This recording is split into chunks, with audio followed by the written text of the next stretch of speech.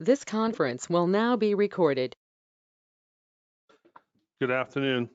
The time being 4:45 p.m., I'd like to call the meeting of May 27th, 2021 to order. Before we get started, if you are joining us virtually, please mute your microphone during the meeting unless you want to speak. Otherwise, background noise will interfere with the meeting. Because space is limited due to social distancing requirements, we are providing access to the meeting via telephone and the GoToMeeting platform. Members of the public wishing to attend this meeting via phone may call the following conference call number at 1-866-899-4679.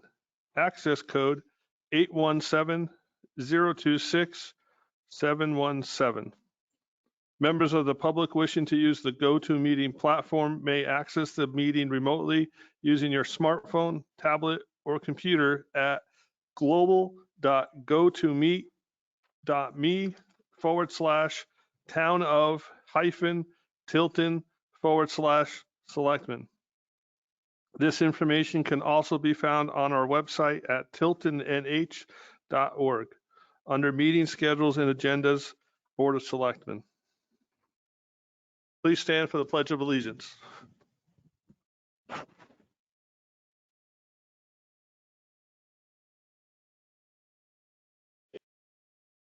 And to the republic for which it stands, one nation, under God, indivisible, with liberty and justice for all.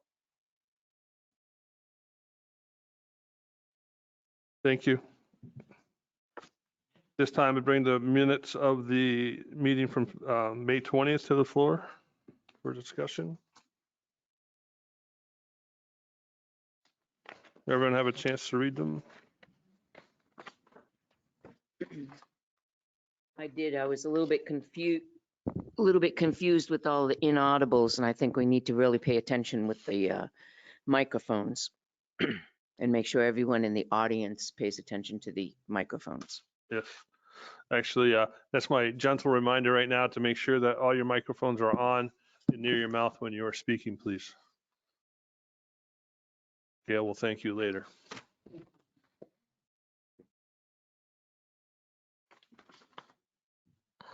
I make a motion to accept the minutes of Thursday, May 20th, 2021 as presented. Second. Second motion and second. Any discussion? Hearing none. All those in favor say aye. Aye. Aye. Opposed? Motion passes. Moving right along into Selectmen's report. First up, Mr. Joe Jessman. And I have no report for this evening. No report this evening. All right. Next on the list is me. So as you may or may not recall, the Parks Department is looking to get permission from the town of Northfield to have a fireworks display on, I think it was June 26th, whatever Old Home Day would have been, and calling it Christmas in June. it was delayed to hear back due to the closure of Northfield Town Hall. I heard back this week from the town administrator. It was discussed, and in order for the fireworks to be presented, the town of Tilton would be required to pay for any additional police detail needed by the town of Northfield, as well as paying for litter pickup at Surratt Park. This has been brought to the attention of Bob Hardy. So They know what's expected of police detail at Surratt Park? it was not sent to me. I said we would bring it to somewhere for discussion, either here or when we meet jointly with the Parks Commission in June.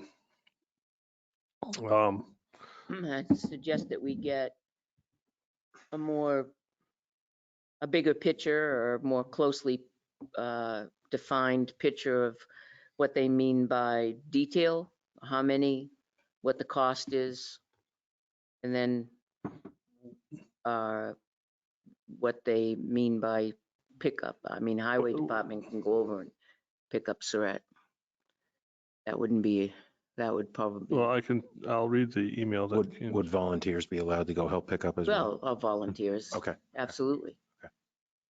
All right. We can get Tilton School to, oh no, they're gone home already. I've got some day students and a Oh, couple, okay. couple people who live in my house, so. So, but details, I mean, what happened to mutual agreements? Well, the part of it was it was seen as an unexpected event. Therefore, it wasn't budgeted for. So they're expecting the town of Tilton to pay for the police detail that would be needed to close off Surratt Park. All right, Joe has something.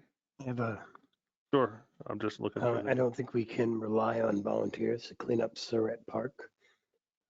And we might get all we need, but we might not get any. And if we commit to cleaning up Surratt Park, we have to have something definite that we can tell them Public Works is coming or the Selectmen are coming, something along those, Solid, right. something solid. So I will read the reply that I received, if that makes it better. It says, the selectmen took up your request about fireworks at Surratt Park. The selectmen are okay with this, but with some stipulations.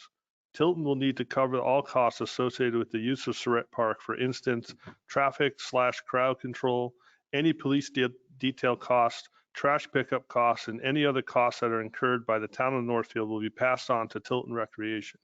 Also, Tilton will need to provide an insurance declaration naming Northfield as an additional insured. There will be no vendors allowed at Surratt Park in the town of Northfield for this event. The Recreation Department will need to fill out a town use form from on our website and submit it to me as soon as possible, along with the insurance declaration naming Northfield as additional insured. So I have, Go ahead. so 2 comments. Does the Parks Department have any money that they would be able to help out with this? Believe they do. I don't have the budget numbers in That's my front of me. first question. Yep. Second question is, let's find out from Northfield exactly what they're requiring as far as detail. And then we can kind of guesstimate on how many hours it would take or time it would take for cleanup as far as with Kevin to see. And then we could subtract that if we get enough volunteers. That's always a plus in the column, but we really do need to count that in up front. Yeah, because I think the biggest issue with litter is from the fireworks themselves. Yeah. That's the biggest issue is that I have been looking at alternative sites. I talked to Deputy Chief Tim Joubert on what, like, could we put it on our side of the river? We need a 200-foot clearance around the fireworks launch site for safety reasons. So that's the stipulation. So you need a space that has 200 feet around it in order to have the fireworks go off. And I suggested if anyone knew a barge and we could put it in the river on the Tilton side of the river, and do something. That enough people could still view. Yep. Be able to view it. But it wouldn't be able to take place in a field though, would it? Because that would be, Well, it is technically in a field over there. There's grass near it. But they can clear a perimeter of 200 feet over there. If you put it in a barge in the middle of the river, you're not going to be able to have people go all the way down to the water. No. First off, there's no place downtown to have it. Nope. The only place I can think of right offhand is that field right over there. Yep. But that presents its own challenges. Well, I've thinking of Wadley's Field. Why don't we just pay for the cleanup of Surratt Park?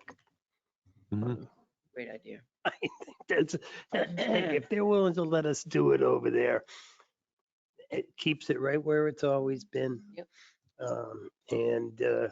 And the reply said something about they would bill us or we would have to pay the costs of. Doesn't say we could send over our people necessarily. So I will I look into think that. that needs to be clarified. Or we just pay what it costs for their guys to And we'll clean it need to up. get the insurance, the That's just additional that's insurance. just a additional insured. That's a Right. phone call. Right, that's just a phone So- call. Right. I Get it would moving. But I have, my thought was using J. Jill and here as a possible location, so.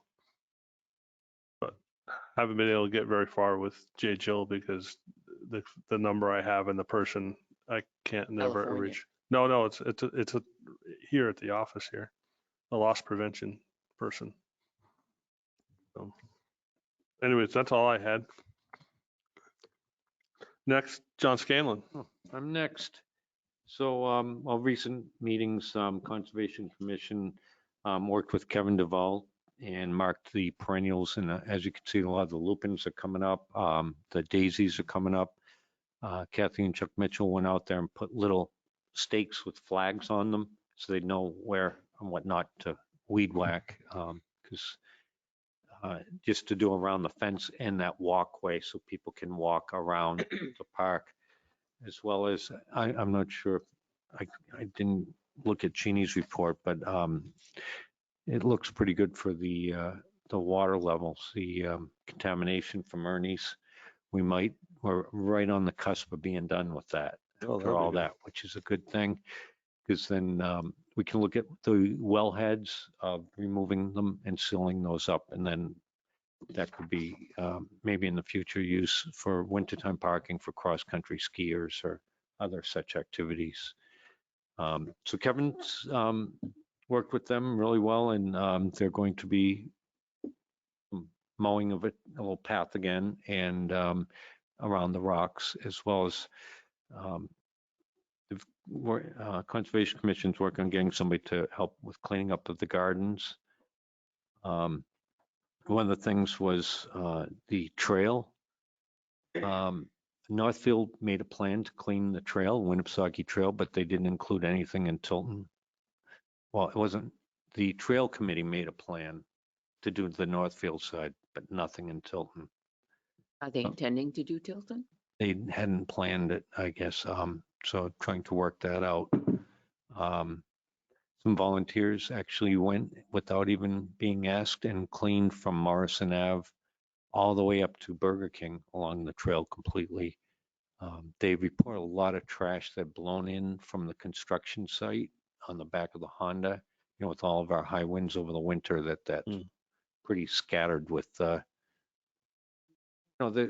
debris from construction and paper and that. And planning board met on Tuesday, Kettlehead, they went through the ZBA. They got their exception for their setback. And then they went to planning and it was approved with some conditions. I think it was sunrise to sunset, no lights, no speakers. And so that was that. There were a couple lot adjustments. There was one over on Ashlot, over by that area where they took 4 kind of odd postage stamp lots, and the 2 neighbors kind of redivided their property to be just 2 lots now. So they kind of brought them in. It was actually, it's an unsawed divide that they did, so it makes it, bigger lots and that in there. Some driveway applications, and that's pretty much it for if I've been my end of the stick here. Oh, I sent you all pictures of Joe. And I perambulating. Excuse me for the spelling of.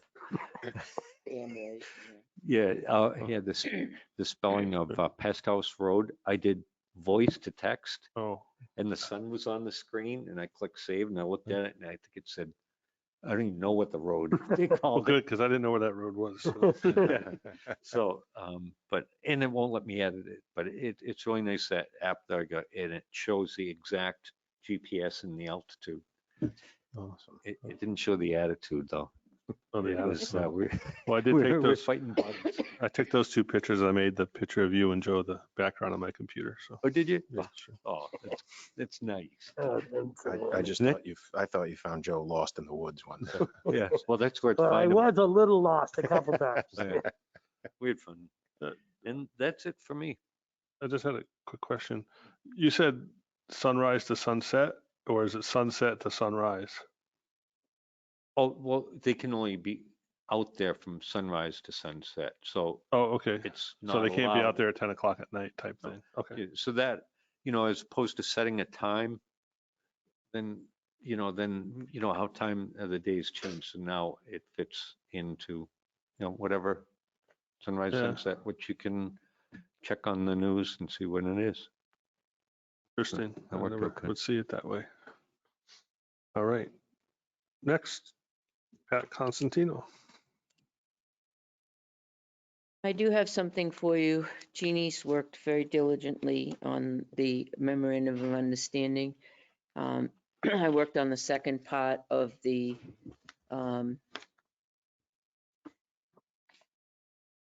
on the agreement part of it. The first page is for the bus for the different towns. So one would be Northfield and one would be for Samberton. And then the idea is that this second page would be attached to the agreement. And that's just the usage of it. I don't know if you want to discuss it now or do you want to take a look at it and discuss it next week? Up to you. What we're looking for time. We're at 5:02. With 5:20 being our next scheduled. If it helps us, I only have one brief thing anyways, in my report, so just.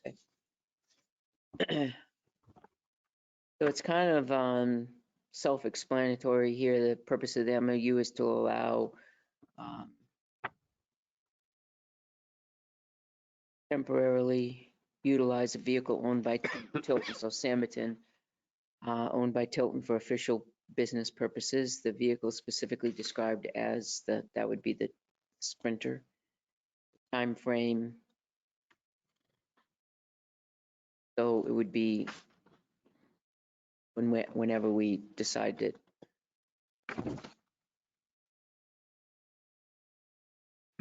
should be a window of when it would be. I had one. Number 2 is bus transportation will go as far as Laconia, Guilford, Concord, and Franklin for now. Yep. I just was questioning about the use of for now and just leaving it as those 4 towns, and it can be revised or changed later. So just take out for now. That was just my thought. I'm only one person, and The more volunteer drivers that we have, would like to go, there's been some need to go to CMC. And I don't want to take up that opportunity to go for CMC and then have to decline others in the area because the bus is in use down at CMC right now if we don't have the driver. yeah, but if we go to CMC, that's going to tie up a whole day. So, and then my own, again, That's why I said I didn't want to go and I wanted to keep it local right now. my only other thought was residence based, do we know what the charge is going to be for mileage and maintenance and how this is going to be divvied up? No, so what we did is we asked businesses, local businesses to chip in. And we told them about the program. And we said this would bring in, because we don't know the data. We don't know how many people we would pick up in Northfield. We don't know how many people would we pick up in Samerton to bring to the senior center or to doctor's appointments. So we have a kitty right now, 1,100 maybe in that vicinity, a little bit more than that. And that would get us probably the next 6 months or so. We would retain the data of every single time we picked up somebody in Northfield, the time, the length, the mileage, how long it took, so on and so forth, and then we would gather that data. And then the same with Samberton. And then we would kind of figure out what the maintenance would be in a 6-month period of time. And then Samberton and Northfield would budget that in their budget. We could get an idea of what to budget, and they're on board with that. But I can't say to them, budget 500 or budget $1,000, because maybe they might only have 5 riders, and that kind of wouldn't be fair. But maybe they might have 50 riders, and then it wouldn't be fair to us. So we thought it would be a trial for the next, maybe 5 months or so, and we would collect the data, and then we would go back to them and say, and they're aware of this, that this is what we collected. This is how many riders we have. This is what our cost is. Our cost is. This is what your share would be. So the Northfield Board of Selectmen is on board with Yes. Yep. with this spending money, an unknown amount of money. Right now, they're not spending any money. They're waiting for the data to come up. They're on board with the MOU. Absolutely. They're on board with putting money in the budget for us to come into Northfield to pick them up. They're on board with supplying a small amount of money to help with defray the cost of the bus. They don't know how much yet, because we haven't told them how much yet, and they're waiting to hear from us for that. But we said we would collect the data first to give them that, but we'll take it from that pot of money first. Well, I'm curious to know, we're estimating, but if we track the mileage and say we're going to charge X amount per mileage, so that as we're recording and tracking the data, we can estimate what the cost is going to be. If we're going to charge 50 cents a mile and we drive 1,000 miles transporting Tilton, Samberton residents, then we know it's going to be $500 and whatever, or because I think it's better to charge by the miles, not by fuel, because you Right. can't, and then Because you're not going to get the wear and tear, and you're not going to get the oil changes, and you're not going to get any of that that we have to do right. on our vehicle. Right. Number 12 on this agreement says that it's going to be based on the residents' usage, mileage, and maintenance. Right, but I'm just concerned that it's open-ended and we're not committing to a dollar amount so that they can estimate. And because of all of a sudden, one of the towns says, "Oh, wait a minute, I didn't realize it could cost us $1,000," and now they're out of it. Now you're going to have to go to all those residents and say, "Sorry." We haven't We gone don't. to any residents No, yet. but They'll have to, because these are Northfield residents. Right. I understand that, but have you seen what's going on in Northfield? They're cutting. They're not spending. They're reprioritizing what they spend their money on. Right. Yeah, well, And they're- maybe the rides for the residents And might this was fall a into that unanimous- category. This was unanimous by the Board of Selectmen. Okay. Yeah. When we went over there, this was unanimous by the Board of Selectmen, and also in Samerton. And this is a temporary agreement to allow the bus to go over there. This is just a draft, because once we get it tweaked, they're gonna tweak it. They're gonna come up with the suggestions as well as you. Right. No, I get that, and I'm sure that's going to happen. But I'm just concerned that we don't have a way to say this is what it could cost. If we know that the charge is going to be, think of an Uber. When I pick up an Uber, Mhm. and I'm going to go from here to my house, Uber tells me how much that ride's going to cost, and I can accept it or I can decline it. Yep. I can go to look at Lyft and say it's going to be, this much or this much, but not knowing what we're going to charge a mile, it leaves it, for me, to be, I just would rather know how much it could potentially cost these towns, because we don't know. There's too many unknowns in the actual cost. I mean, I'm sure we know what the buses cost us so far, but what's it been around, about 18 months, 2 years? No, it hasn't been a year yet, has it? No, it's not in operation. Oh, It said I thought it went into operation in 2019, no, August. September, I think it would be in operation, correct? About September. Right. It'll be in a year Okay. for us. But we didn't really use it until this year because of the COVID and things like that. Right. So Okay. it's all kind of new to us. Well, I'm just one, but I'm just, okay.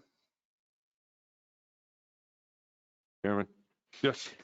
could we also, might be appropriate to add in something that we're not responsible for any missed appointments or, in case somebody, for some reason, a driver doesn't show up and we can't get them to the appointment, they get hit by a $25 missed Stuck in appointment traffic, fee. something like that. Yeah, and then, so they don't pass it on to us. It's Friday afternoon and they're trying to go down to Concord or something, or over to Right, drove Laconia, or straight to go to Tilton Laconia. Center. Yeah, they're trying to go through Laconia to the hospital, and, traffic at Union Avenue or Union Road in Belmont's backed up, to Something Lord of that Hampshire effect, Hotel or something. or they miss an airplane or whatever. Yeah. Good. And just for typos, on the front page, the A looks like it's italicized and the B is not. The front page, A is italicized. It looks like it. Maybe it's not. I don't know. The A, B, and C. All right. I don't know. It just looks funky to me. All right. Sorry. I'll shut up. So are we on board with this, or do we want to send it, add a clause in there? Because I agree with John, we should add that we're not responsible for missed appointments. We could put that in there under number 9, cancellations need to be as soon as possible, and we could just say not responsible for missed appointments. Jeannie's got something to Yeah, say. I just wanted to ask, but if I understood John, he was more from our perspective if something happened on our end, so we would not be responsible. Right, so that would make it as number 10, and then move it down.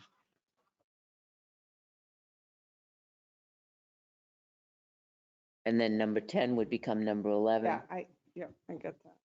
See where it says cancellation Yep, due to weather? Yep. Okay. Yeah. Can you add social media on there where it says television station? Well, I had a question about that. Who's responsible for getting that on the television station, and what television station? Channel 9, because nobody covers New Hampshire like they do. I've heard that somewhere.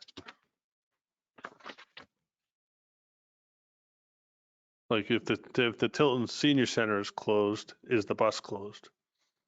Type thing.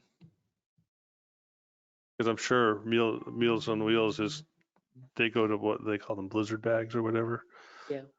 If That's they're, the school blizzard bags.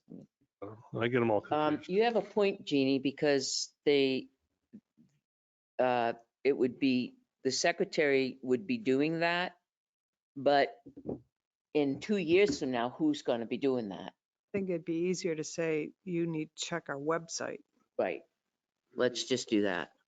And also, when would a decision be made by, because if someone has to cancel an appointment, is it made by 8 o'clock in the morning, and so they can check and see that it's not running, so they can call their doctor, their vet, if they have a 1 p.m. appointment, and cancel it? Of course, the weather changes, but maybe sunny at 8 o'clock in the morning and 10 o'clock it's a blizzard. But hopefully we know. I like it. So cancellations.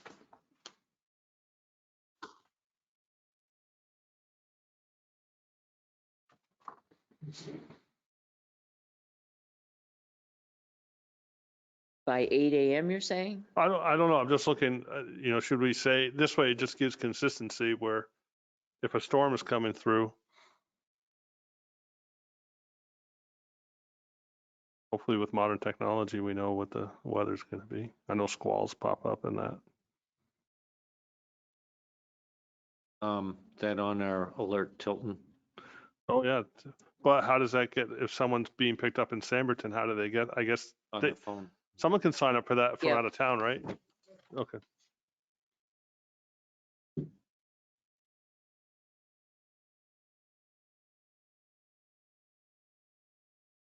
We do have certain groups set up, so there could be a bus group. So if someone is a regular bus rider, a separate broadcast could be sent out just to the bus group that Oh, the okay. bus is out of commission, won't be available for 2 weeks, or things of that nature. You have regular riders. That'd be good. Okay.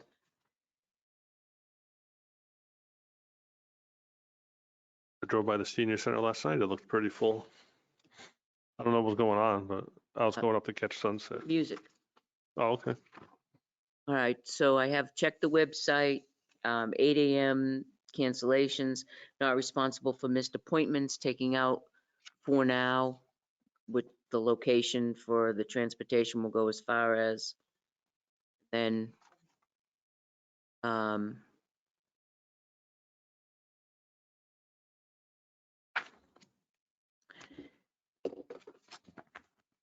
And Eric would love to see something in with a mileage thing.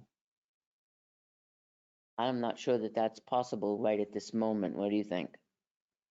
Putting in a number, a figure for mileage, Just for tracking purposes, if anything.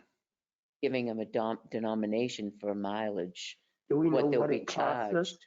We Do we know don't what it know what it costs us costs us now? for the van. So we for don't even know what mileage. it's costing for mileage. Well, we've had the van for a certain period of time and we know what we've spent on it. We could look at the odometer and divide it. I would say maybe a better way of looking at it would be to find a state rate or a national rate, some sort of average of what it is per mile. There's all kinds of statistics like that. And if you wanted to determine what we think it's costing us per mile, so you could be capturing that for each trip. But until you have enough riders and enough, enough trips, it's going to be really skewed high. Right now, I would say, the cost would be, it would look exorbitant per ride. $10 a mile or something. Yeah, something like that. But I would say that it would probably be more likely to use some factor of some established average for that type of vehicle. We'll leave it out for now. Yeah. What's your estimated start time that you're looking to get this going? When we have people on the waiting list now for Northfield. We have nobody on the waiting list now for Samberton.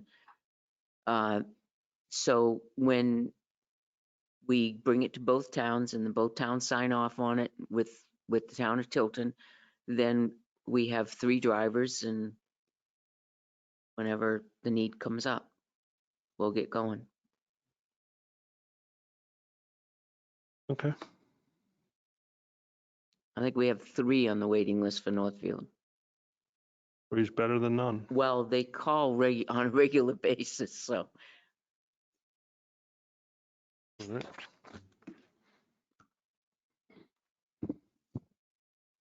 So you make those changes and bring it back next week. All right. Anything else, Pat? That's it? All right. Next, Scott Ruggles. So just a quick thanks. I'm sure people have seen that the DPW crew has painted the the crosswalks on Main Street again. And a big thanks, especially doing it over the last 2 days as Memorial Day traffic starts to pick up. So I passed by them as they finished in front of Cumberland Farms today. So a thank you to them to make those far more visible. Yes. Huge thanks. Great, Very good. great job. All right. Anything else for the selectmen? I can hear you down here. Town administrators report. Wow. Which Right on hat the does she have on tonight? Right on 520, Town Administrator's Report. Look at that. It's 520. Please know in the minute scale. That look. Look at that look. Wow. Uh-oh. I think you better move away. Tim's moving his office upstairs Yeah. tomorrow. Out of the building, I think. Yeah. Under action items, Lakes Region Planning Commission Transportation Advisory Committee members are due to expire. That's Kevin Duvall and Leanne Moynihan. So if you want them to continue, you need to reappoint them for a 2-year term. Yes, please. So moved. Jessman, second. Motion and a second. Any discussion? All those in favor say aye. Aye. Aye. Motion passes. Thank you. Second item, we've got some unfinished work at the police department, so I'm recommending that we delay the ribbon cutting to Saturday, June 26th. That gets us away from Bike Week and all the graduation activities that will be happening after the 6th of June. So is the board okay with that? Yes. Uh-oh. I'm okay with it. Rather have a presentable building and not have people see things not working Well, right. I had hoped that some of the major things were going to be resolved, and it doesn't appear that they will. And I certainly don't want people in this building with cracked cell windows and some of the things that were supposed to be resolved, and that will not get resolved until later. So Is it still going to be at 10 a.m.? it can be whatever you want it to be. I thought 10 to 1. So if that's an issue, we can look at the time. I have a family, I have a family commitment on the 26th. Do it on Sunday, the 27th. I have a I don't big wanna- commitment on Sunday, the 27th. Let's do the 26th. Do you want to do it later in the day? I'd prefer earlier in the day. So 8 o'clock, Then I can go to the thing. So how much earlier? 6, 8, So 8 to 12. you want the public to attend? I'll be up. Okay. I get up at 5 every We day. New Hampshire people get up pretty early though, So you know. you wanted, what time do you want to do it on Saturday? 8 to 12. Joe will cook breakfast sandwiches for everyone. I'll cook breakfast sandwiches for me and maybe for you if you're Mm. nice. I'm always nice.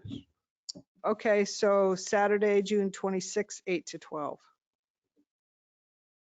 I drafted a pets in the workplace policy for your review. I did send that out to you. So I don't know if you want to take a week to look at it and then come back to me. If you've already looked at it and you're comfortable with it, I did bring a final version for you to sign, but I'm happy to wait a week if there are members who want to take some time to look at it. I looked at it and I'm not comfortable with it. Okay. I So haven't had an opportunity to look at it. Yeah, either did I. So we'll put it on the back burner for next week to discuss? can I just Sure. ask you a question on this? So, and I'll, it's not that I'm not comfortable with the where you are asking it to be in the first page on the, what do you call them, the little dots there, Bullets. the bullets. I just think that it needs to be a little bit more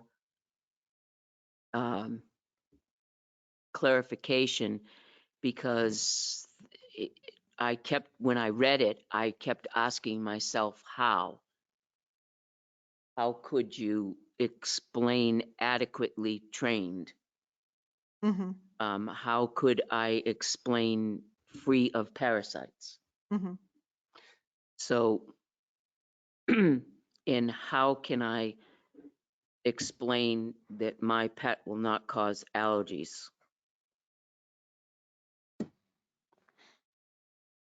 So are you suggesting just take it out? I'm not suggesting, I I'm mean, just, there's a challenge. You have pets in the workplace and then you have people who bring pets in to the town hall. I just think it's the wording. Okay, I can work on that. Yeah, I just think it's the wording. I'm not challenging it Okay, at all. I just think it's I just think it's the, I can work on the language. right. It's more language than anything Yep. else.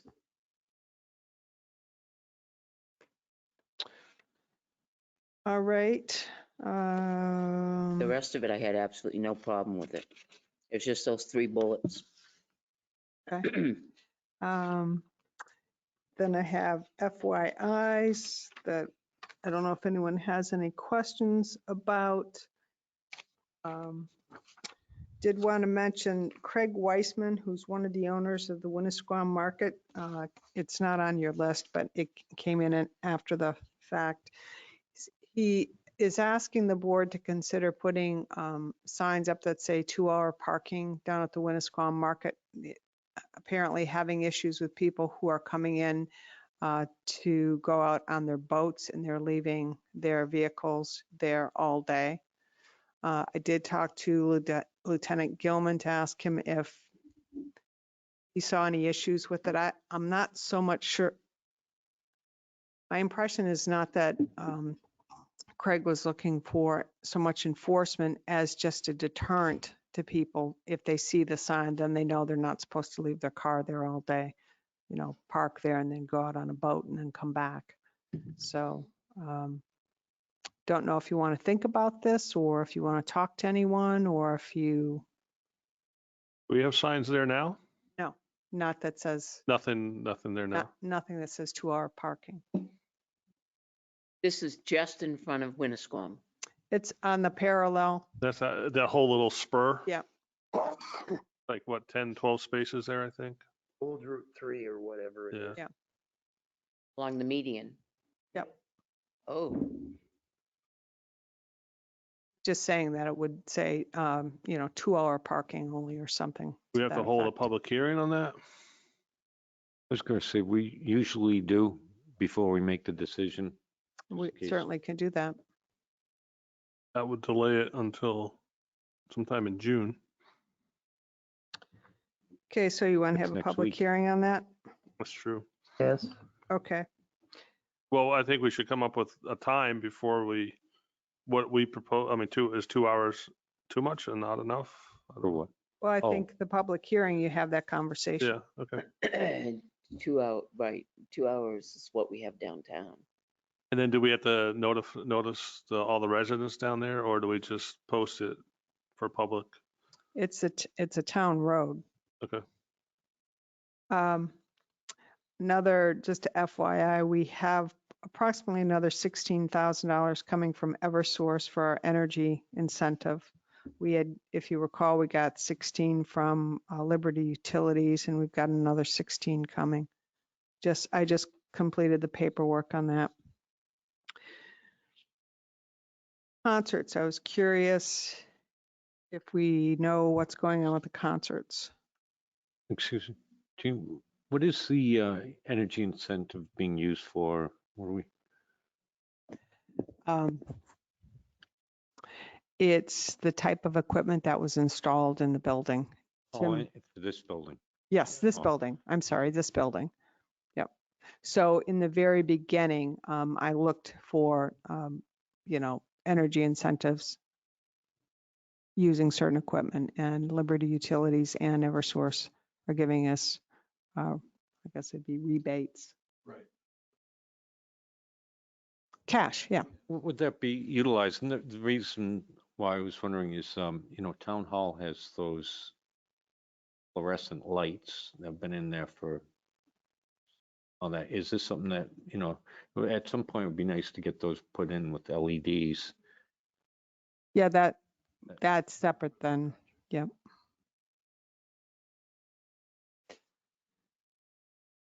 So concerts, I didn't know if we had any update on the concerts. I haven't spoken to him. Have you spoken to? Who, Titus?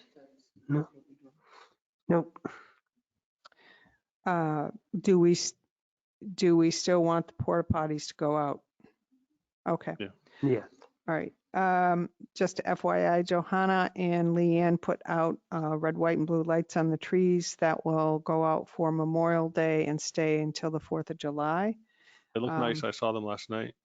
Tim and Gail put flags out in the center of town, in the center around the monument and the trough today, and the rest of the flags are going out tomorrow. Leanne and Officer Murray and a whole group of students are going to be putting out the rest of the flags.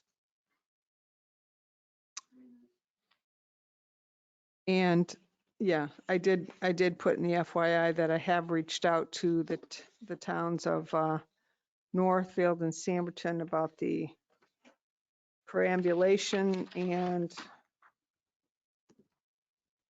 Did you include Franklin with that? I'm sorry, Franklin and Samberton, not Northfield. Ultimately, we have to do that. We have to contact Northfield and Belmont as well. Because part of our, it's the river, but we meet at the intersections. So right in the middle of the bridge up on Silver Lake Road, Cannon Bridge, the part of the Park Street Bridge. And let me see. Well, that's it. But those places are between those other two towns. Mosquito Bridge. That's Samberton. Actually, there's a Samberton Belmont component to that. And that's all I have. We do have one item in a non-meeting update on the petition to. Okay. That's something. Do you have anything else, Jeannie? Nope. We have 28 minutes before our next. So is it something we can go into non-meeting to discuss an update? I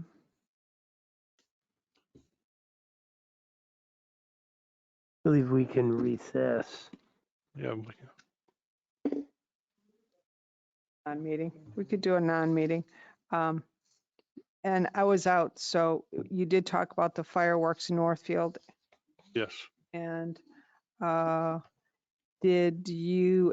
anyone heard from the commission? I did invite the commission, the Parks Commission, to the meeting on June 10th, and I have not heard back. I don't know if any selectmen.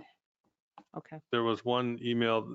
There were two there was a group email that was sent out, and I'm sorry, I don't know who went on it, but one person could make it. I know another person said they could not, and I haven't seen anything else.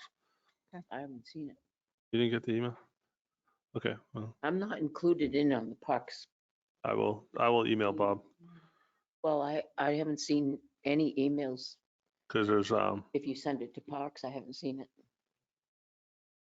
it's, I think it was sent by Bob. I don't know who sent it, but yeah, because actually when Might have gone individually instead of. well, he put everyone's in there, but I know when I did a reply all, I got a rejection because Selectman Fogg was on the email list, and his email is no longer good. I didn't look at the other one. It was just one of those things where it came back and I said, whose email's bad? So do we want to go into recess for a few minutes? Do we have time? You're the one with the information, right? How long is the information going to take to disseminate? It is 5:34. Wouldn't think your update would take that long. I can do it? Okay. I can do it. Please All right. So have it if you want me to, but we have to make a motion to go into recess. yep. I'll make Make a motion, we go into recess. Second. seconded by Joe. Any discussion? All those in favor say aye. Aye. We are in recess.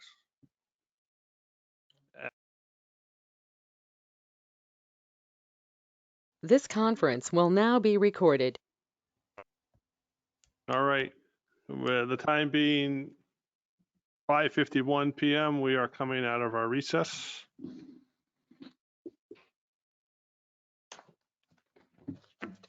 And we have some people that are starting to jump online. Since we have a few minutes and we have some people online, does anyone have any questions just for the select board to bring before us?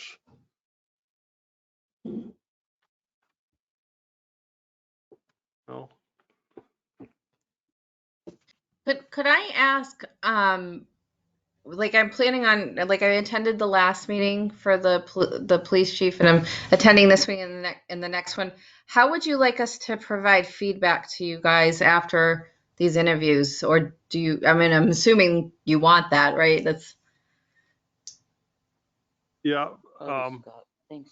you can email that to Scott, Selectman Ruggles, okay. because he is actually on the committee. He's representing education. Okay, thank you. Thank you. So we have a few minutes of awkward silence, just to let you know. I'll say hi to Joe and Pat. I'm You look very small on the camera, so I can hardly make out who you are, so. That's a good thing. For me, it is.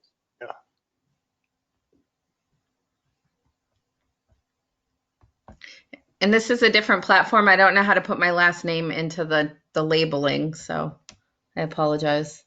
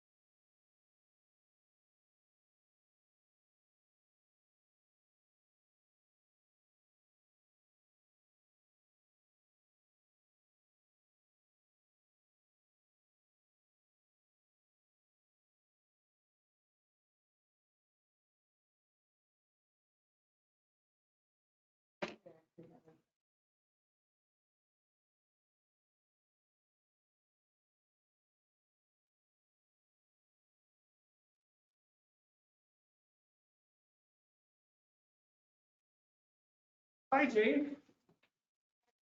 How are you? Good. How does it feel to be an old man? Good. Good. I can blame everything. Gives, provide you with lots of excuses. Actually, the someone I work with, she works for AARP. So I'm like, oh, I can be a member now. Oh, yeah. I haven't gotten anything in the mail yet. But you haven't? I No. started getting it before. I know. I thought I would too. I got stuff like 10 years ago. So apparently. But the funny thing is, my parents in Massachusetts still get stuff for me graduating high school to join like the Navy or the Air Force. Like, I should do it. my dad will ask me. We'll put a line item transfer to the school board candy account. And it's $10 a piece, by the way. Those are expensive kisses. How you doing, Mr. Stock? I'm well. How's the timber industry doing? Oh, he is.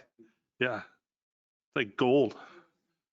I saw a meme on Facebook yesterday, and it was like someone said, "Oh, I found, it was like a picture of a Porsche and then two pieces of plywood." Open up the barn and found two pieces of plywood.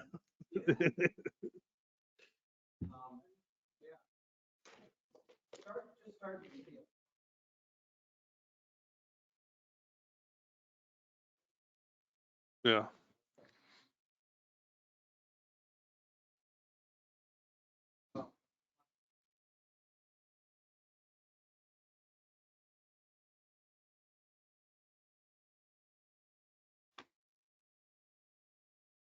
Mhm. Welcome Tilton Family Resource Center.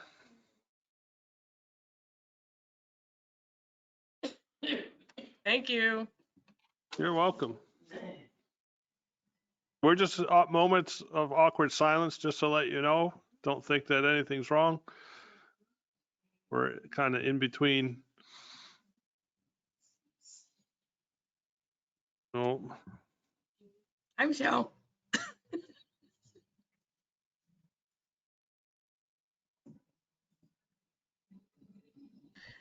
You want us to sing for you? what's that? Want us to sing for you? Yeah.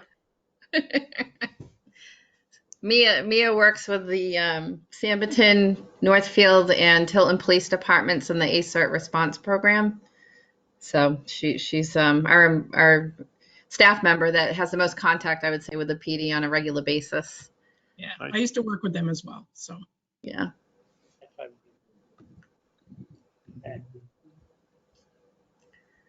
Ken Norton, welcome aboard.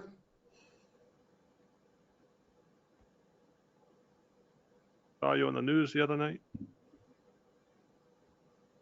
Or was it Chronicle? I don't know. One or the other.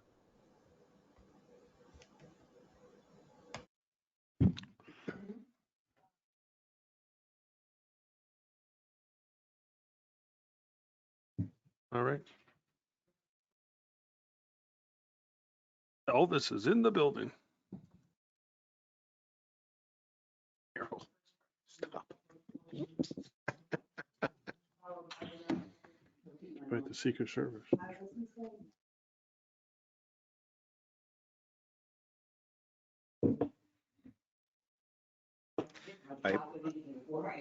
I highly doubt that. I highly doubt that Selectman Constantino will not. That is the hot. You should see what the street talks about her. I don't know. I want to know what's in that cup. The lower that cup gets, the more smarmy he It's gets. an energy drink. Holy cow. Like the, That's called coffee. what? I know Tuesday they close. Well, I don't go those days. And I didn't get a call on Saturday. I was a little offended. I don't get it. It just doesn't make sense. I have to, Where did everybody go? to go to a funeral on Saturday. They're running out of money and have to start working. Yeah. Well, in New Hampshire, it's another month. Yeah, it's happening in June. Yeah. Yep. Yeah. Well, another month. That's when they announced it. But now, starting the 23rd, they have to report that they're actually looking for jobs. So there's like 24 states now that are getting rid of that $300. Yep. As long as businesses are out there scrambling to get Oh. employees, paying people $300 extra to sit at home is hurting those Yeah, businesses, absolutely. including the one that I work for. Can't get people. Mm. Can't get anybody. We will. Yeah. I'll probably. Yeah. All right. I'll have to grab a chair. All right. All right. I'll go. I'm going to sit over there and then I'll do my good evening from over there.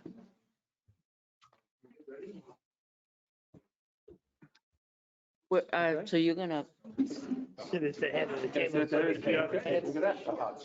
all right, you're welcome. Lieutenant, Sonny. Everybody knows this. And Corey Kaiser. Yeah, How are you? for you. Tim, we ready? Hi, Abe.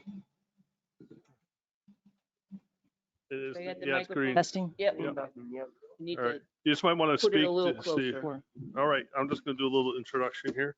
Thank you. All right. The time being 6 p.m., I'd like to start the public meeting with our police chief candidate, Lieutenant Corey Pizer. Welcome, Lieutenant. Thank you so much. You're welcome. And welcome to the folks who are here in person and those who are joining us virtually. Welcome. We're excited that everyone could be here to hear directly from the candidate, and we wanted to give folks an opportunity to ask questions. The next hour is for the public. The lieutenant will give brief remarks, letting us know who she is and why she wants to be our next chief. After that, we'll open the floor to questions. If you have a question, please come to the microphone here, or we'll have a handheld one. Lieutenant Gilman has playing the role of portable microphone. After that, let's see if you have, so come to the microphone, introduce yourself and ask your question. We'd like to end the public meeting at 7 p.m. so that we can meet with the lieutenant in non-public session. However, it is important that there is public participation. So if we go over a bit, that's just fine. Lieutenant, the floor is yours. Thank you. So my name is Corey Pizer. I'm a 26-year law enforcement officer from Volusia County, Florida. It's a large metropolitan county in Central Florida. We have 16 cities in my county, about roughly 500,000 people. And my agency is responsible for policing all the unincorporated areas, plus providing all law enforcement services for 4 of our cities, including one over 100,000 people in our international airport, as well as providing full law enforcement services for our courthouses and a consolidated dispatch center that dispatches all emergency services for our entire county. I began my career in that county with the Daytona Beach Police Department at age 19. I like to say that I actually began my career a bit younger as a police explorer. I wanted to do this work all of my life since 12 years old. So from my very earliest ages of 14, I joined my local Michigan State Police Explorer post and spent every available moment that I had learning and preparing for my career, which ultimately did pay off, I think, in that when I made it to the police academy, it really was very comfortable and familiar to me. So I spent 9 wonderful years with the Daytona Beach Police Department in a variety of assignments, some of the most exciting and fulfilling years of my life. I worked as a full-time mounted police officer riding a police horse, which was a really wonderful assignment, as a criminal apprehension canine handler, served on my agency's special response team, and then later as a member on the county's multi-jurisdictional SWAT team, the first and to date, 20 years later, still only woman ever to do so. And just really enjoyed my time there, learned how to be a good street level officer. Really enjoyed my time and I think used it well. But at some point, I was looking for a more professional agency with more room to grow, more specialization. So ultimately, I came to my current agency, where I've been for the last 17 years, where I've again had a variety of assignments and management and supervision assignments. I worked for 7 years as a field training officer, then became a sergeant and worked 3 years as a sergeant field training officer. Got into management and worked quite a bit of time as our watch commander, our nighttime watch commander, handling everything that occurred in the entire county overnight as the leading representative for the sheriff's office. Then my current sheriff took office in 2017, and he immediately engaged in a practice that I intend to engage in when I ultimately become a chief. And that is to provide every employee of the agency the opportunity to interview with him directly. Now, for my agency, that's a 1,000 person agency. It took him nearly 3 months, roughly 440 sworn in my agency. But each of us had our chance to have our 15 or 20 minutes with him. And he wanted to hear what we had to say. He wanted to hear the good, the bad, the ugly, and recommendations. And I think that he got off to a very good start with all of us in letting us know that our opinions matter to him. And I think that's very important for a law enforcement leader today, to engage in that kind of behavior. So following that process, where the sheriff learned a lot about all of us, and after, of course, also file review and other information seeking activities, he opted to promote me beyond the rank of captain and major to third in command of our 1,000 person agency, to the rank of division chief. certainly a exciting and overwhelming type of promotion. So I thoroughly enjoyed that time and came to learn a lot about executive law enforcement during that time, but also learned about myself during that period that I'm at my heart a servant leader, and I really need to be allowed to lead in that manner, to treat people the way I believe they needed to be treated. And unfortunately, although there's a great many wonderful things I could say about my sheriff, he is not a servant leader and did not appreciate that in me. So at the end of the day, I realized that we didn't see personnel management the same way, and I resigned that position to return to my former management rank. And I've not regretted that at all. I've know that I made the right decision in doing so, and have continued to grow in my career since that time. And I think with my current umbrella of influence at my agency, have done all that I can to do right by my people. So while I really appreciated that glimpse into executive law enforcement and that chance to be involved heavily in a lot of very exciting and high-level decision-making regarding accreditation, budgeting, just high-level personnel issues, and just a bevy of things that I could go on about. I know that I made the right decision, and I'm happy that I did. But moving forward, I really very much want that kind of a role. I really feel like I'm at a place in my career after 26 years and at my education level that I am in a place that I could lead an agency very capably and really do right by our personnel in growing and developing an agency. And that's what I see in the Tilton Police Department, is the opportunity to take an agency that already has great bones and just bring it into the 21st century, expand and bring technology, and take what I have as a big city manager, if you will, and bring it to a different level agency, and really just experience the challenge firsthand of making that move from a mid-level manager, such as I currently am, to being an agency head, but also taking kind of that larger level and resource-rich environment, and seeing what I had in that I could bring to this agency over time. So I'm originally from a small town in Michigan, up north, obviously. Then I very much, as I get older, feel nostalgic about my roots and the opportunity of returning to, first of all, the northern United States, seasons, winters, and just the opportunity to return to small town living. So I think a lot of that is what drew me to Tilton originally. And then the more I learn about this department and this town, the more it really feels like it could be home. That's what I have, but I'm very happy. Everybody's moving. Got it. Thank you. We'll start with people here physically. Does anyone here have a question for Lieutenant Pizer? Please raise your hand or pass the microphone. Once again, we can't see it. Please, down, yeah. It's a woman. It looks like a female. Yeah. All right. First of all, I'd like to thank the Selectmen again for providing this forum, and I would like to thank you for taking your time to come here and meet with us. My name is Jane Alden, and I am one of Tilton's last unclaimed treasures. But I'm also very active and looking forward to working with what I think is the finest police department in the state of New Hampshire. Looks too big to be a chief. Finest building police department. Chiefs that can run with their men. But it was interesting to me that today's newspaper had a very long article about the role and the pros and the cons of the SRO in the communities in New Hampshire. And Tilton is one of those communities that has been fortunate to have a very good SRO. I can't hear them talking. An assignment that Tilton is responsible for, even though we have a school district. And I also on the budget committee for the school, so I look at it in terms of how much it's costing the taxpayer, and is it worth it, and where should we go from here with that position. And I would be interested in hearing your feelings and thoughts about SROs in communities, and whether the school resource officer is valuable, do we need them, and what do you see their major role as? Thank you, Mrs. Alden. I appreciate your question.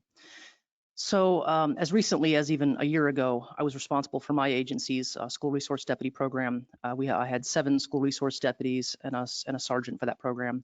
And we had 7 high schools. Formerly, my agency had a much larger SRD program, but over time, we have seen that program become diminished due to political pressure and budgetary issues, much to our chagrin, because we believe it's a very, very positive and important unit.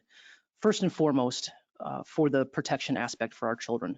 What in our communities or what in society could possibly be more important than the safety of our children? And I think some of the very high profile incidents of violence that have occurred over the years across this country in towns that no one had ever heard of before, and people truly believed in those places, no doubt, those things could never have happened to them, but they did. I think that in reflecting on those incidents, we have to realize that the protection of our community's children is of vital importance and surely something that we can afford to devote an officer to. So that being said, I also feel that that's absolutely the primary focus, but from a secondary perspective, catching the young people of our communities, our children, at a very young age and exposing them to law enforcement in a positive way can very much set the stage for their development into their teenage years and into adulthood, showing them that we truly are here in this capacity to support them, protect them, and serve them. And I think that there's no better chance to catch them than there is in the school environment. So I'm very, very much an advocate for that program. I enjoyed managing it. And I would see from my own deputies that worked for me, we occasionally had to transfer someone in who was not interested in that assignment to begin with.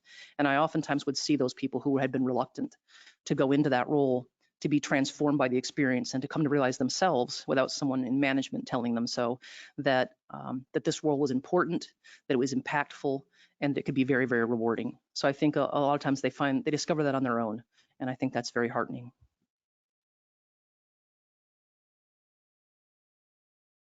All right. Thank you, Jane. Go ahead. Next. Well, good evening, and like Jane, I thank you for the opportunity to speak tonight. I'm Jason Stock. I'm a Tilton resident, and I am the chairman of the school board here.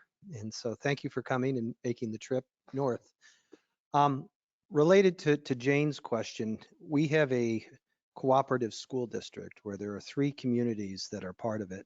And we have schools in all 3 communities, buildings, elementary, middle, and a high school. And I'm curious what your thoughts are and how you would interact and try to connect with, law enforcement and police departments in our neighboring communities, and what experience you may have had where you have worked, where you've had to interact and share responsibilities and coverage and budgets and all the other good things that come along with that. So thank you. Thank you, Mr. Stock. So like I stated before, my county is a immense geographically large county with 16 cities and towns incorporated inside of its borders.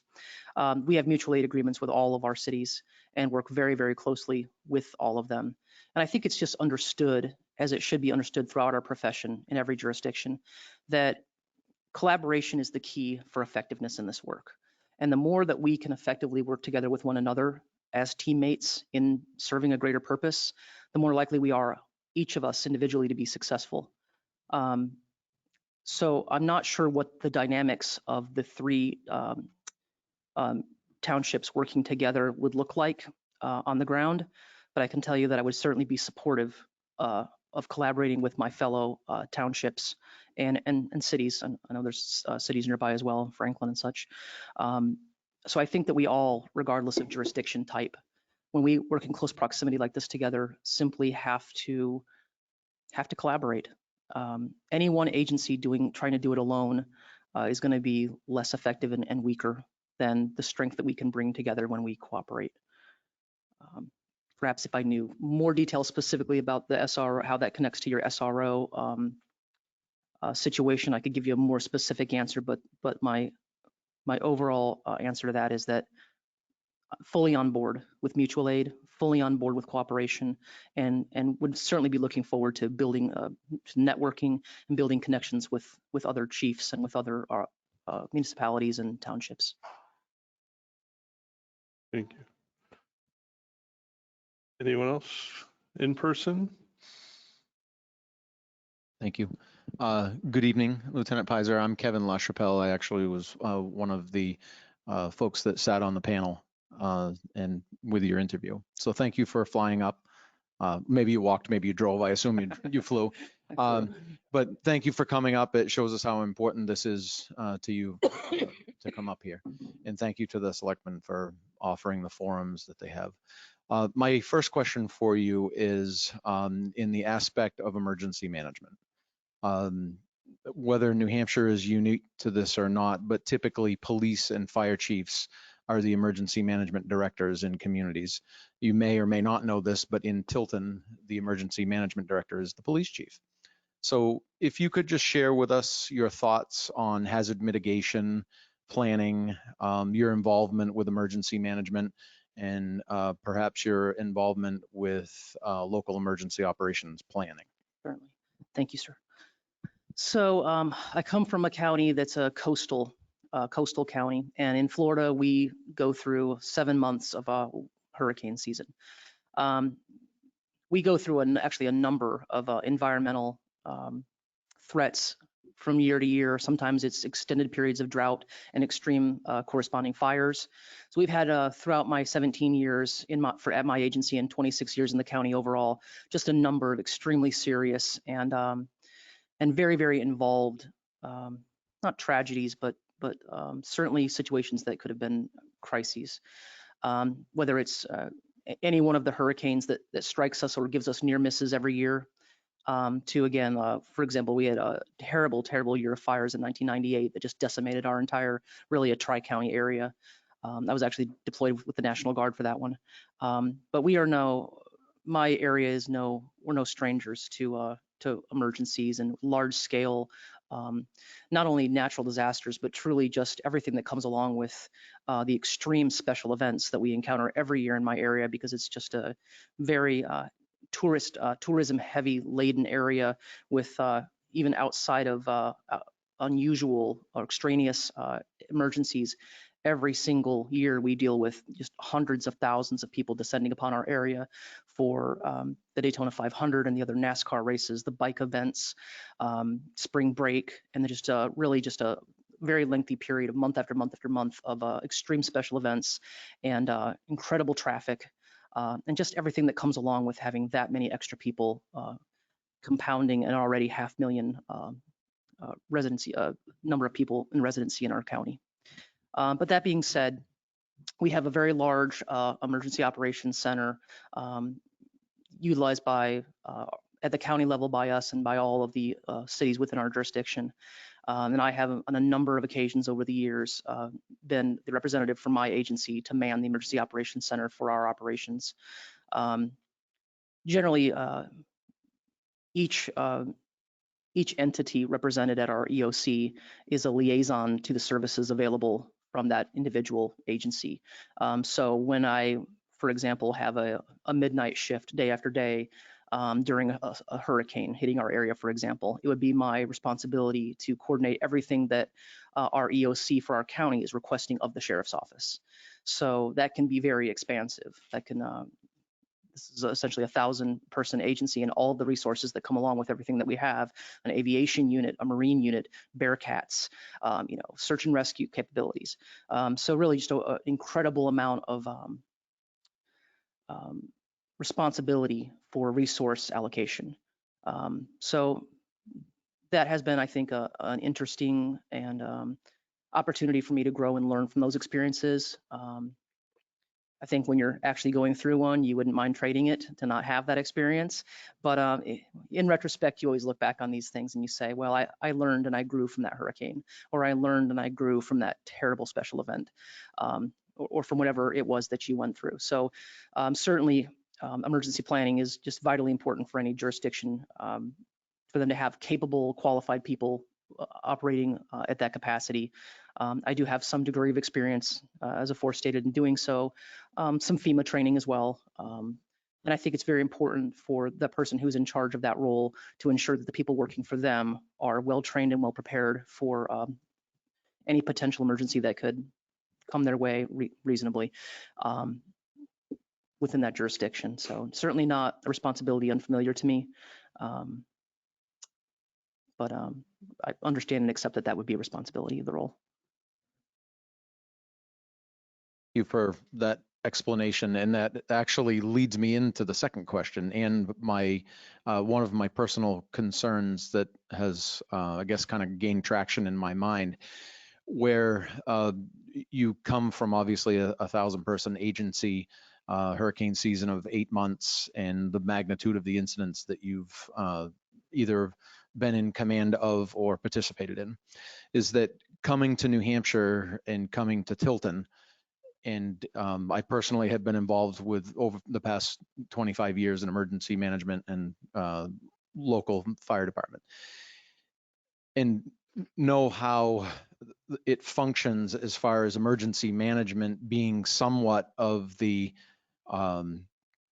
lying in the backdrop of most communities, where only in the recent 5 years or so, don't hold me to that number, but where we really didn't take it serious. Because from your experiences, we really haven't had any large scale emergencies here. A large scale emergency for us is a propane truck flipped over in the intersection, comparative to, a hurricane and large type incidents.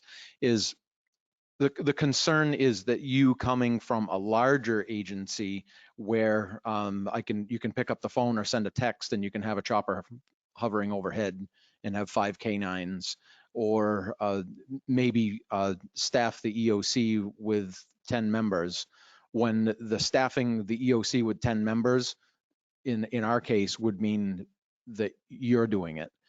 I can recall an incident with the Chief Cormier where him and I worked for 4 days straight through Thanksgiving during the storm. There was really no reason to open the EOC, but we worked on it together for 4 days. And that's an extreme change for you coming from Florida to not be able to staff an EOC like that. Where I can briefly think of, I don't know if Tilton or surrounding communities have truly opened an EOC to full magnitude or fully open for what you might have experienced in the past. So not necessarily looking for an answer. I guess I am looking for some type of a response from you about, have you thought about integrating into the way we function and some of the ways that I've explained it? Yes, and I don't think that just from an emergency response or just from an emergency operations perspective that's an issue, but also I think it's an incredible challenge just in running this department at all. So I've had people ask me, like, what are you really thinking here in this dramatic change from in size in agencies? But you have to realize also there's a role change taking place where I'm a mid-level manager supervising 6 times or so as many people as work for this department here now in my current role. There's things I'm not doing, not operating the budget for my entire agency, not in the process of accrediting my people, there's challenges that are going to be associated with taking on this type of a role as an agency head that are unique to an agency head, not to a manager generally. So where I am used to having every kind of resource that could ever be available to me, my agency has an on-staff legal advisor, 2 PIOs. We essentially have someone for everything. But I've had the great opportunity over the course of my lengthy career in my county to do almost all of it, or to have some involvement in it at some level, nearly everything that my agency does. I think there's probably 2 units in my entire agency that I've had no experience with. But either as a line level deputy, as a supervisor, or as a manager, I've kind of had my fingers in a little bit of everything over the years. And I think that especially in the last few years in management that I've had, and particularly in my short time as a division chief, I really had the opportunity to get a big picture of how things work. And even though in coming to a smaller organization like this, you're not going to have the resource availability that you're used to, you do at least have a good understanding coming from a much larger organization like I have, the needs and all the different roles that are required. So I think while certainly it's going to be a huge challenge moving into an agency head role for a first-time chief such as myself, I don't know that a first-time chief could ask for a better background than I've had in preparation for being a first-time chief. So I think really just training, familiarization, the formation of an all hazards plan so that we're all on the same sheet of music. And then some FEMA training. I don't know what degree of FEMA training the personnel here already have, but certainly readily available. That's readily available training. So even though I understand I wouldn't have the resources that I'm used to in dealing with the emergencies that you're talking about, there are things that we can do to prepare, and up to and including scenario-based training for things that haven't yet happened, but we're planning for when they unfortunately do. Everything about law enforcement, really, in emergency planning is planning for that thing that we hope never happens. While there are certainly challenges associated with being a first-time chief in emergency planning, emergency management, and just law enforcement generally, I think that the background that I'm bringing to that will be extremely beneficial to me in conquering those challenges. Thank you. You keep mentioning things that generate more questions in my head, but I'm not going to keep going. I'm very interested in what you have to say, and I like your answers, and I like your experiences that you bring to the table. I think my final question for this evening is, you mentioned PIO. Are you prepared to for a significant incident that were to happen, that's something that would be a new type of incident here in Tilton, and that has great magnitude, and you turn and say, we need to get a press release out, who's the PIO? And everybody looks at you and points their finger to you. Are you prepared for that? Yes. So one of my assignments as a lieutenant, during most of the time actually that I've been in management as a lieutenant, one of my major longest lasting and really most enjoyable assignments has been as a watch commander. It's a midnight watch commander position where you are essentially the ranking representative of the sheriff's office in the county at night, managing all personnel, including all the supervisors who are on duty at that time.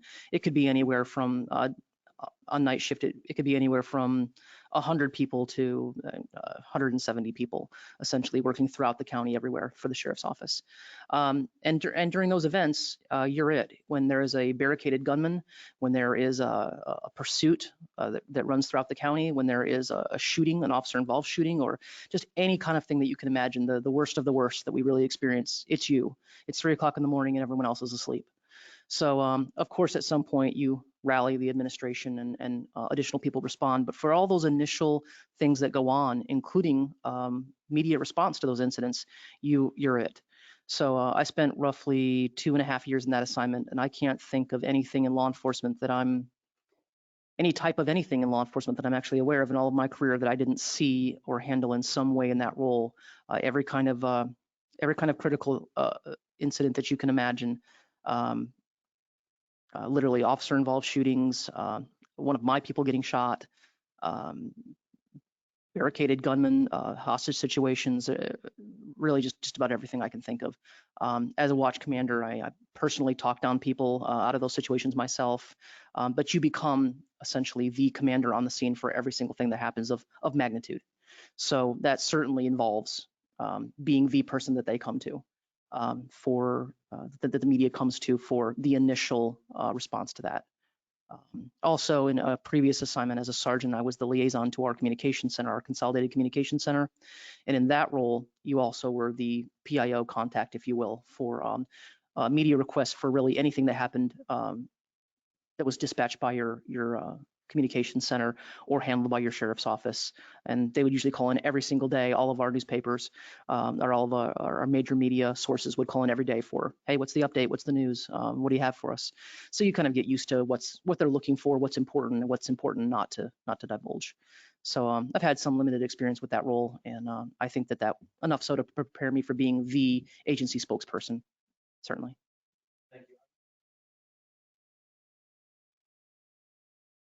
PIO, and I'm not looking for a response, but it's more so for the fact of tag you're it. You know, there's 3 cows loose on Sanborn Road and there's nobody to corral the cows to push back behind the fence. Right. Guess what? It's you, or something to that nature.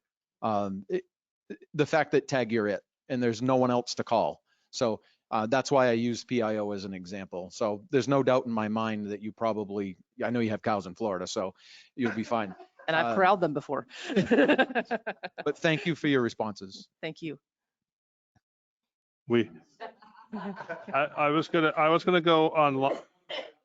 I was gonna move to just quickly to online folks just to see if anyone had a question there. I do. My name is Michelle Lennon. I'm the executive director of the Family Resource Center in Tilton. And then I also sit on the board of the Public Health Network and the federally qualified healthcare clinic now in town. And I also pastor the church in the center of town. And so I'm very curious because you've talked a lot about just an amazing career as an officer, and welcome, by the way. How do you feel about community collaboration? I mentioned earlier we work with the PD currently in an ACERT project, which is an adverse childhood experience response team, so that when PD show up to any scene that is traumatic for children being present, we get a referral basically, so that we can kind of come in and help with maybe additional supports to help reduce stress in the family. And I'm just kind of curious because I didn't really hear anything that was like about that community involvement. Thank you so much for bringing that up. You sound like a very busy lady. So I love Tilton. I just love it here. So thank you. So I think at the heart of community policing is collaboration with stakeholders within the community. And that really, if you claim that you're community policing, but you're not collaborating with stakeholders, you don't actually understand what community policing is. Involving the citizenry and involving the other people doing their best to solve community problems in policing a community is vital and really our only chance of ever having long-term success. I could probably go on and answer every question with collaboration because that's how important I believe it is.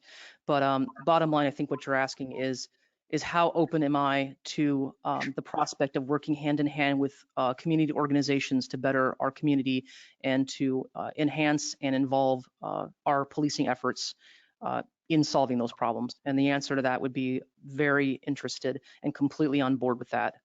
And I think it's important that not only that we do that, but that we let the community know that that's where our heart is, that that working together to solve problems is really the only way as a community, as a government of any community, we can hope to affect change. Sounds like the work that you're doing is truly wonderful, and I would very much look forward to learning more about it. I appreciate that. We were founded basically because of two issues really affecting our community. One being poverty affecting families and children not being ready for kindergarten, and then also substance use affecting many families too. And for so long, addiction has been criminalized, and so we kind of deal with the fallout in that, trying to access resources. And we've had a very good relationship, I would say, with a number of the officers and the first responders in our community around that. And so I also kind of curious, how do you feel about that kind of stuff? So there are so many greater social issues that impact the way a department polices its community. You really can't separate the efforts to enforce the law from the variety of social issues that are plaguing our modern day world, if you will, the homelessness, the substance abuse, mental illness issues, and just really even just the terrible politicization of our society right now, just the polarization of our communities. So I think really you just have to get a good sense from your citizenry of primarily what they believe what they believe the community's main problems are, and how they feel that the department can best influence change in those areas or best address those problems with other stakeholders that are involved. And I think that can really only be done through input from community members in social forums, very similar to this one that we're doing today, community meetings, and then just ongoing collaboration efforts or ongoing information gathering efforts, like having social media presence in which links are available to report community needs or areas that the the citizenry feel that the police department is lacking in. So I think that involvement in a number of organizations and with a number of stakeholders that deal with issues involving all of those problems, those social problems such as homelessness and mental illness and substance abuse, that we're not going to come away from anytime soon. They're not going away. But I think that there's so many involved people, so many interested people in solving them and working on those problems, that if we work together on them, we're far more likely, each of us, to be successful in those endeavors. Thank you, Lieutenant. Is there anyone else online that would have any questions for Lieutenant Pizer?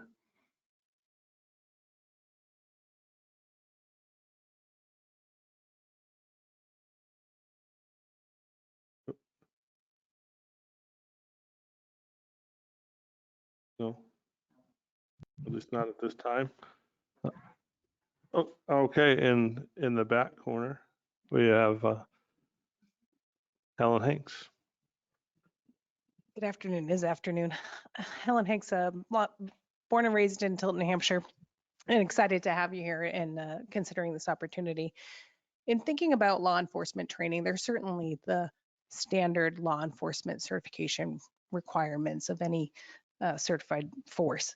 What training initiatives do you think are, say, give me your top 5 most valuable to our current law enforcement? You talked about community policing, in helping them achieve the things you just discussed and other opportunities based on both social impacts and the very significant issue of mental health disorders and substance use disorders. Well, it's very important. So I think for a long time, we in policing, we who are essentially experts in policing, have told our communities, hey, we are the experts in this, and you don't really need to understand the way that we police you. You don't need to understand the manner in which you're being policed. Just leave it to us, the experts, and just trust us to do that. But we no longer live in a reality where people, citizenry, are going to accept that as and for whatever reasons that brought us there, they are no longer going to just accept that without a greater sense of transparency and accountability from us. So that being said, the things that are important to citizens have to be important to us. We can't just say, no, we don't really have a problem with that here. We don't need implicit bias in a state that's 96% white. If the people believe that we need it, we need it. So perception is very important in policing a community. We can't go to them and say, here are the things that you don't know. Let me educate you on what you actually need. We have to be responsive to the people that we police and say, if de-escalation training, if an emphasis on de-escalation training, which frankly every professional law enforcement agency has incorporated into policies and training for the entirety of our existence, it's not at all new, although society currently seems to think it's new. But if a concentration on de-escalation training is important to our communities at large, and that's what they believe is important to them, then that is our responsibility to ensure we deliver it to them. Even though we all know that every use of force policy we've ever had and every bit of training we've ever engaged in this profession has been based on heavy concentration on de-escalation. It's the basis of every use of force policy. So clearly, in saying that, there are certain things that are hot button topics and issues today that we cannot neglect. We simply have to provide what the people believe are our shortcomings, even when we ourselves believe we're strong in those areas. So I would say, regardless of the reality of it, we certainly have to engage in community policing training, implicit bias, de-escalation training, CIT, like crisis intervention training, and other mental illness and, say, autism spectrum training. I think that people, society, citizens generally, who are not as familiar with us as maybe some of the people in this room, not as familiar with policing as some of us here are, sense in us like a lack of sensitivity toward populations that are more vulnerable. I don't think that's actually the reality of our profession, but again, perception matters. And because that perception exists, it has to be addressed.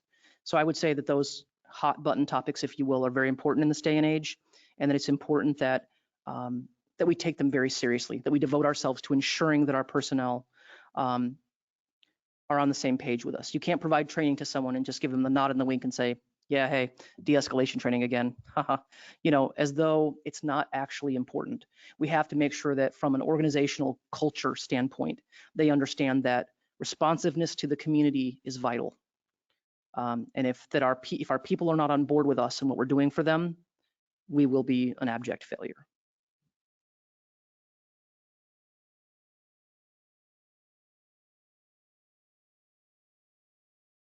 Thank you. Could you talk about your experience or best practices you think we could consider here in Tilton, New Hampshire to help our youth with regard to law enforcement collaborations with our school system, with diversion models and other opportunities for prevention? Sure. So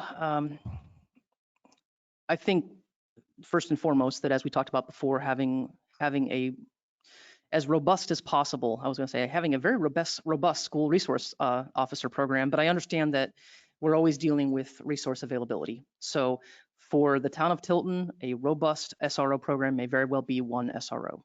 And if that's what it is, that's what it is. But I think that an ever-present presence in the schools from a law enforcement perspective is important.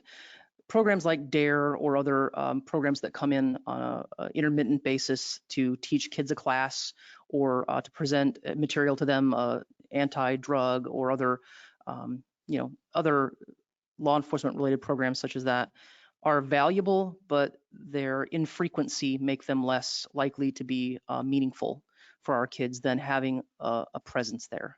So I think that as often as we can, as often as we're welcome in the school system, I think it's important that we come in and speak to the kids about issues that are important to both the school and to the kids. Like I don't think you can put every bit of training for the kids on things like active shooter or on things like protection at home or understanding how to deal with domestic violence at home or substance abuse at home. I think you can't put every bit of that on an SRO to say it's your responsibility to be giving every presentation or every class or every bit of information sharing with kids. You're our sole representative of our department. I don't think that that's realistic. I think it's important that other members of the agency who say specialize in certain types of training go in on a regular basis throughout the year and give a presentation on their areas of expertise that pertain to things that concern kids or that involve their presence at school, such as safety at school or even issues involving that overlap, like safety at home. So while organized programs like DARE and programs similar to it are important, if you have the availability to provide them, I think the fact that they're very, very intermittent and not necessarily presenting the kids with a regular presence from your police department, from people that they interact with regularly. I think that's the key. That they say, hey, that's the officer or that's the sergeant that I know from the bus stop, or hey, that's the officer or the sergeant that I know from seeing him walking downtown, or these are my police officers in my town that I know. I think having their direct involvement with our young people is very important.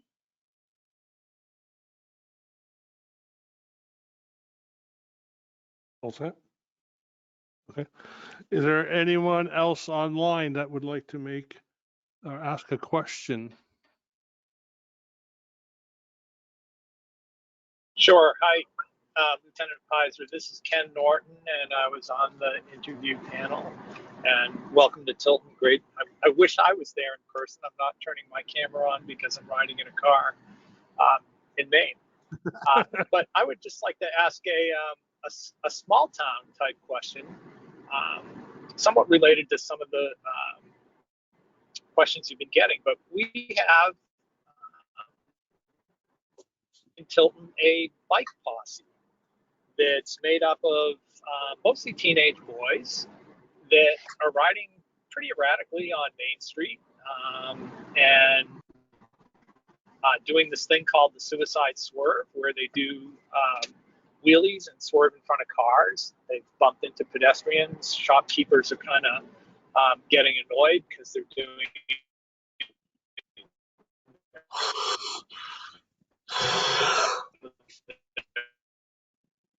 parking lots. And this is coming from an avid bike rider, so I love to ride bikes like this.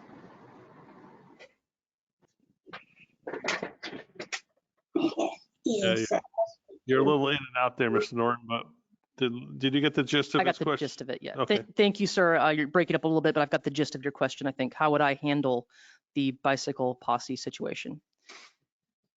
So I am familiar a little bit with what you've been experiencing with that issue. So I guess my first impression of that was I was surprised that something like that would actually be a serious town issue. I think there's a very straightforward response in dealing with something like that, and I'm not sure how much of that has been engaged in yet. So I think first and foremost, it's my understanding that these kids are, for the most part, identified, or we know who they are. And I don't know how much of this has already taken place, but I think the very first step would be in speaking with the parents of the kids. It's my understanding they're all underage. So I think the very first step would be in cautioning, meeting with, warning the parents that that while enforcement activity hasn't yet occurred with the kids, that it's imminent, that that's going to occur, that this is a safety issue that's endangering both the kids and the drivers in your town. That may or may not have already taken place. So if then the parental action is not, they're unresponsive, or there's not a acceptable or significant deterrence of the problem, I think we really have no choice but to move to enforcement action. It's my understanding that this town, like most towns, has ordinances that make the majority of the actions that these kids are engaging in infractions, if nothing else. I mean, I don't want to say illegal, but traffic infractions, subject to citations and or fines. I think you start at the lowest level of enforcement, and you assign the patrol officer who works that area to the issue. You say, listen, I'm looking for some enforcement action here. When you see this happen, I want you to take action. They take action, citation and or fine. Start small. And then obviously it's not the kids going to be paying these fines. It's almost certainly going to be their parents. I think over time, as the fines increase and they start to realize that we're taking it seriously and that we're not going to simply allow this to go on unanswered over time, that I think that a lot of times parents, simply react in kind. They take additional action or additional interest in something the more we take interest in additional action. So I just think that really just a process has to begin here, where one, we attempt to get compliance, and then in the absence of compliance, we take minor enforcement action. In the absence of that working, we take increased enforcement action and wait until that process works.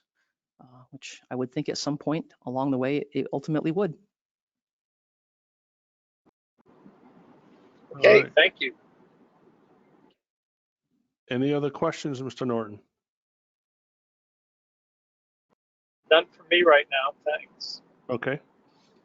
Anyone else online have any questions for Lieutenant Pizer?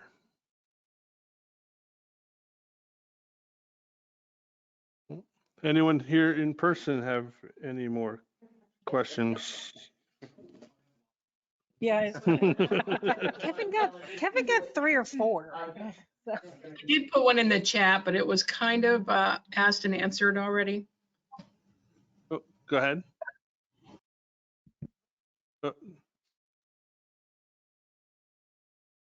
Oh, it was just in relative to, coming from a 900 to 20 department, size wise, will you be able to, bring in change, but not bring in big department policies, right? And keep it to the small town Tilton. Definitely every department needs change, right? And growth, but still keep it the personal, the small town kind of police department attitude with empathy and, like the bike posse. I see it almost every day and it's a problem, but a lot of these kids don't have parents. And so, you got to kind of take it a different avenue and stuff like that. It's, just a little different. So that's all and you did kind of answer that already. So I appreciate that. All right, thank you. Bring it back here. Oh, is there a question? Did you have Well, I a? was just going to comment on her. Oh, go ahead. So I just wanted to say that yeah, I'm not looking to move to I've expressed that I'm interested in moving to a small town into a different way of life. So I'm not looking to bring my my big city ways to your town. I'm looking for a change. But I think that just having that experience of having the one side, having the big city experience, and then having the smaller town exposure, I think it gives you two ends of a spectrum. And so for you to relate to, that you can say, well, somewhere along this spectrum, I have to find what's right for Tilton. And just so you know, I do currently, I've had a number of assignments in my current agency, of course, and in my county over the years, but I currently actually do, from a day-to-day perspective, now police a small jurisdiction. I'm an assistant commander of our District 6 area, which is the city of DeBary and unincorporated Orange City in my county. Relatively small town, where the majority of the issues that come into me on a day-to-day basis involve speeders and juvenile issues and a lot of the things that small towns deal with. And we contract for 4 of the cities of our 16 in our county. So essentially I am, if you will, the assistant police chief of one of our contracted cities is what that basically boils down to. So in my current role, I really do deal with a lot of small town issues. So they're not alien to me. On a day that when I go back to work on Tuesday, that essentially is actually my day-to-day work. So while I have experienced managing many people, hundreds of people, I also currently manage on a day-to-day. I have the 23 people in my patrol area, but then, like I said, we're experiencing a lot of vacancies in my agency. So then when they replaced me and moved me to my current assignment, they left me with a lot of the stuff from my previous assignment. They didn't replace me. So I have 114 other employees completely unrelated to my current assignment. So that's why I have so many employees. But my core responsibility right now where I work as the assistant commander for a small town is 23 people. So although my purview is wide overall from a grand perspective, I've also had the experience of policing on a small scale as well. And I think that just having that experience of both grand and smaller allows you to have perspective on where along that spectrum is going to be right for this community. Awesome. And you bring amazing experience. There's no doubt that wouldn't be a good thing, right? So thanks so much. Thank you. Thank you. All right. If- Now we'll try. Is that okay? Yeah, we'll try. So going back to our fine collaborator and a partner, our Family Resource Center, and thinking about the same scenario and understanding there are not a lot of parental involvement in that bike posse. What's law enforcement's role when it comes to adverse childhood experiences? And if there's no parent, is there another path to help support these children or children in other complex situations without having to go to the enforcement portion of the continuum? So a lot of times, I mean, really all of the time, what we want out of kids, out of juveniles generally is compliance, where it's never our first goal in dealing with young people and criminal activity or criminal infractions or even just traffic infractions. It's never our first choice to discipline, to punish, if you will, to penalize. The idea being that we're trying to mold them and change them and correct their behavior so that they grow up to be, law-abiding, productive citizens. So what we're looking for is compliance. It's just that some kids, they challenge us with obtaining compliance more than others. I don't think that there are any completely incorrigible kids that can't be found or dealt with or reached at some level. And I think that there's a strong possibility that kids like this who are, really into using their bikes, that it's entirely possible that through some type of a positive interaction with our officers or our agency at some level, that couldn't be redirected to some kind of an organized activity or an alternate venue. So, if the option for parental involvement is simply not there, which I think would still, no matter what, be my first choice. I want parents raising kids. I don't think police departments have any business raising kids. But the reality of our world today is that parents don't always do that, or parents aren't available to do it. And so we get put into this very uncomfortable and unrealistic role of trying to be everything for everyone. So while we're going to continue to do the best we can when stressed with those challenges, and to be creative in the way that we do it, we always are going to prefer that the parents involve themselves in correcting their own children's behavior. When unavailable, I'm all about creativity. If we can find some way to appeal to kids to get compliance from them, all the better. But in the end, that's our goal, is to, in the least in the least punitive way possible, if you will, to appeal to them, to form them into becoming more law-abiding and healthy, productive citizens. Thank you. Is there anyone else in person that has any questions for Lieutenant Pizer? Anyone online? I just wanted to say thank you for this informative session. Most of the questions I had were answered, and you do bring a lot of experience, and I've enjoyed very much hearing everything you had to say. Thank you. Thank you so much. Tim, it looks like there's a question on the red. Oh, thank you so much. Outstanding. All right. Well, I'd like to take this opportunity for everyone to come online and in person and meet Lieutenant Pizer. We are going to move into non-public session here shortly. If anyone either online or in person has any comments that they would like to make, could please make them to Selectman Scott Ruggles. He can be reached through email, and he can bring them to the committee. What do they do after the 3? How do they give their input? What would you prefer? Okay. All right. All right. Well, we will take a brief recess. Thanks, Lieutenant. Thank you for coming on. All right. Just give a chance to stretch for a minute or two. Get you some water. You want some water? I'm good. Thank you very much. You're welcome. It's gonna get tougher, you know. No. Oh, just prepping me for the next one, right? I was gonna say, so This it might be conference will 8:10. now be recorded. It might be 8:10 or 20. I know. Well, all right.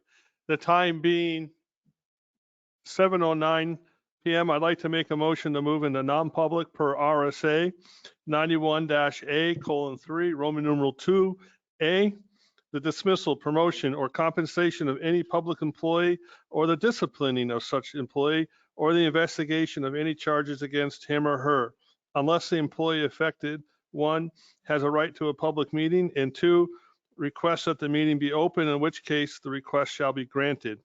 And RSA 91-A:3, Roman numeral 2B, the hiring of any person as a public employee. We expect to be back in the public session at approximately 8:30 p.m. Do I have a second? Second. Motion and a second. Any discussion? Roll call vote. Constantino, yes. Jessamine, yes. Pyra, yes. Ruggles, yes.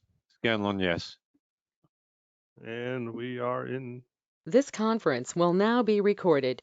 All right. I'd like to make a motion to seal the minutes of the non-public meeting of May 27th, 2021, because the reasons justifying the need for the non-public session still remain. Second, and any discussion? Hearing none, all those in favor say aye. Aye. Aye, opposed? Motion carries. Is there any other new business become before this board this evening? Mr. Jessman. Motion to adjourn. Motion to adjourn at Ruggles, second. 8:22.